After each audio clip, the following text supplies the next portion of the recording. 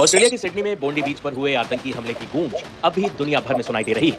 यहूदियों को निशाना बनाते हुए साजिद अकरम और उसके बेटे नवीद ने जिस तरह ओपन फायर किया और 15 लोगों की जान ले ली, उससे पूरी दुनिया में नई बहस छेड़ दी है। यहूदियों की सुरक्षा को लेकर ऑस्ट्रेलिया की सरकार की नीति पर भी सवाल उठे।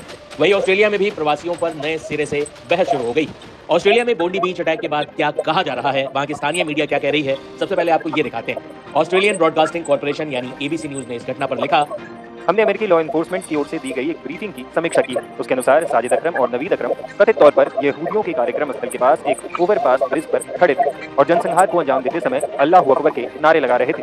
अधिकारियों ने बताया कि हमले के दौरान पिता साजिद पुलिस की गोली से मारे गए, जबकि बेटा गंभीर रूप से घायल हो गया और उसे अस्पताल में भर्ती कराया गया है। New South Wales police force के आयुक्त मैल लेओन ने कहा कि नवीद अकरम के नाम से रजिस्टर्ड एक कार में आईईडी यानी इम्प्रोवाइज्ड एक्सप्लोसिव डिवाइसेस और आईएसआईएस के झंडे मिले हैं। लेओन ने कहा कि पूरे मामले की गहन जांच चल रही है। लॉ एनफोर्समेंट एजेंसियों ने बताया कि वे नवंबर में कथित हमलावरों की फिलीपींस यात्रा की भी जांच कर रहे हैं। लेओन ने कहा वे फिलीपींस क्यों गए, उस यात्रा का मकसद क्या था और वहां रहते हुए वे किन स्थानों पर गए, इन सभी बातों की इस समय जांच की जा रही है। भारतीय अधिकारियों ने बताया कि साजिद अकरम, जिनका जन्म भारत में एक मुस्लिम परिवार में हुआ था, 1998 में ऑस्ट्रेलिया आकर बस गए, जहां उन्होंने शादी की और उनके बेटे और एक बेटी का जन्म हुआ। नवीद अकरम ऑस्ट्रेलिया के नागरिक हैं। अधिकारियों ने यह भी बताया कि ऑस्ट्रेलिया जाने के बाद से साजिद अकरम का भारत के हैदराबाद में अपने परिवार से सीमित संपर्क रहा। उन्होंने मुख्य रूप से पारिवारिक कारणों से 6 बार भारत की यात्रा की। स्थानीय पुलिस ने कहा कि भारत में रहने के दौरान साजिद अकरम के खिलाफ कोई आपराधिक रिकॉर्ड नहीं था। वहीं पर्थ के सांसद ने कहा, यह एक बिल्कुल माकूल समय है जब हमें उन लोगों के बारे में बात करनी चाहिए जो हमसे प्यार करते हैं और उन लोगों के बारे में जो हमसे नफरत करते हैं। वहीं वन नेशन पार्टी की नेता पॉलिन हैंसन ने कहा, जो लोग यहाँ आ रहे हैं, क्या वो ऑस्ट्रेलियाई बनना चाहते हैं और हमारे समाज में घुलना मिलना चाहते हैं? अपनी नफरत इस देश में मत लाओ, यही मेरा संदेश है।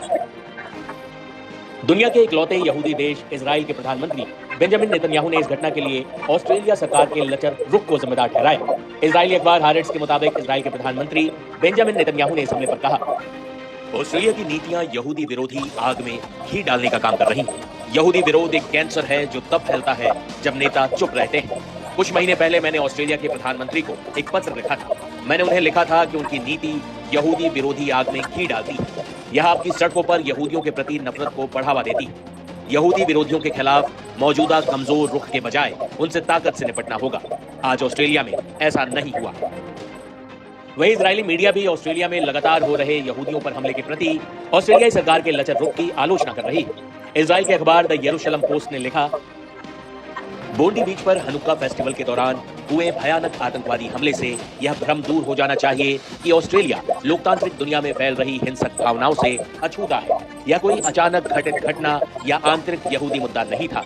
यह सार्वजनिक सुरक्षा और सामाजिक एकता पर हमला था। जब यहूदियों को सार्वजनिक जगह पर अपने धार्मिक उत्सव मनाने के लिए निशाना बनाया जाता है तो समस्या विदेश नीति नहीं होती, समस्या होती है देश की अपनी सबसे बुनियादी जिम्मेदारी निभाने में नाकामी, अपने नागरिकों की रक्षा करना। कई महीनों से ऑस्ट्रेलिया के यहूदी समुदाय चेतावनी दे रहे थे कि यहूदी विरोधी घटनाएं तेजी से बढ़ रही हैं। एक रिपोर्ट के मुताबिक बीते एक साल में ऑस्ट्रेलिया में 1600 से ज्यादा यहूदी विरोधी घटनाएं दर्ज की गईं, जिनमें दर्जनों हमले और तोड़फोड़ की घटनाएं और सैकड़ों अन्य अपमानजनक या धमकी भरे मामले शामिल हैं। बोंडी आतंकी हमले के बाद ऑस्ट्रेलिया में प्रवासी नीति से लेकर बढ़ती धार्मिक असहिष्णुता और यहूदियों के प्रति बढ़ते हमले पर नए सिरे से बहस शुरू हो चुकी है।